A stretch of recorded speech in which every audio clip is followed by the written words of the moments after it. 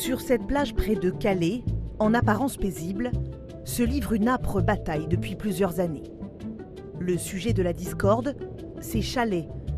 Ici, à Blériot-Plage, ils sont plus de 200 alignés face à la mer, sur pilotis ou à même le sable. Quentin Lemans est l'un des heureux propriétaires. Ce chalet, c'est un peu sa résidence secondaire. Ici, en fait, on a un petit coin cuisine où on peut se faire à manger, une petite gazinière, un évier. Bon, forcément, on n'a pas l'eau courante, mais bon, on se débrouille. Et après, vous avez le petit coin repos avec un clic-clac où on peut dormir le week-end. Moi, c'est mon petit paradis. Hein. C'est face à la mer comme ça, c'est génial, quoi. Des chalets sans eau, ni électricité, construits à partir des années 50 par des familles modestes de la région, en quête d'un lieu de villégiature. Au fil des décennies, les cabanes ont été agrandies puis transmises de génération en génération. Mais aujourd'hui, selon les autorités, elles ne sont plus aux normes, trop grandes, impossibles à démonter comme l'exige la loi. L'État menace de les détruire dès le mois prochain. Salut Brigitte.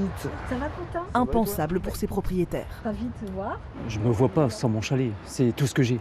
Donc les voir partir, ça crève-cœur. En plus c'est une plage sans chalet, surtout à Blériot-Plage, c'est quasiment pas possible. Ça a toujours existé. Selon la mairie, la démolition est pourtant la seule option.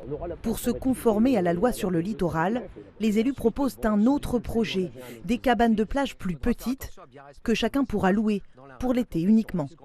Ce sont des chalets qui seront enlevés chaque année à la charge de la commune. Nul ne peut être ancré dans le domaine public maritime, sauf une implantation qui reste une implantation temporaire. Résignés, 180 propriétaires ont accepté de donner leur accord pour le démontage de leur chalet.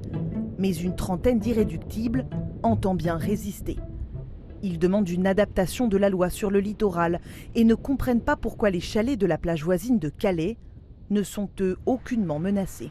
Alors là, on est exactement à la démarcation entre d'un côté Calais et de l'autre côté Blériot-Plage. Ceux-là doivent être détruits, a priori on nous a donné la date du 15 octobre.